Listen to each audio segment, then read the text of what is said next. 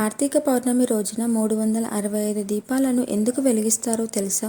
365 సంఖ్య అంటే భూమి సూర్యుని చుట్టూ ఒక చక్రం పూర్తి చేసే కాలం. ఇలా దీపాలను వెలిగించడం అంటే ఆ కాల చక్రానికి ప్రకృతి సమతుల్యంగా ఉండాలి, మన జీవితం శాంతిగా సాగాలి అని నమస్కారం చేసుకుంటారు. ఇలా కాలచక్రానికి, ప్రకృతికి మన కృతజ్ఞతలు తెలియజేస్తారు. కార్తీక పౌర్ణమి రోజు శివుడికి మరియు విష్ణువులకు ప్రాముఖ్యమైనది. ఈ రోజే శివుడు అంతం లేని అగ్నిస్తంభంగా జ్యోతిర్లింగం రూపంలో ప్రత్యక్షమయ్యాడు. ఇంకా త్రిపురాసురుడిపై శివుడు విజయం సాధించిన రోజు. ఈ రోజే విష్ణువు మత్స్య రూపంలో జన్మించిన రోజు మరియు తులసీదేవిని విష్ణువు వివాహం చేసుకున్న రోజుగా గుర్తించబడుతుంది. దీపాలను శివలింగం చుట్టూ, తులసి చెట్టు చుట్టూ లేదా గుడి ప్రాంగణంలో వెలిగిస్తారు. అందరూ నీటిలో దీపాలను వదులుతారు. ఈ విధంగా వెలిగించిన దీపాలు వచ్చే ఏడాది అంతా తమ జీవితంలో ప్రకాశం, జ్ఞానం, శాంతి కలిగిస్తాయని ప్రజలు నమ్ముతారు.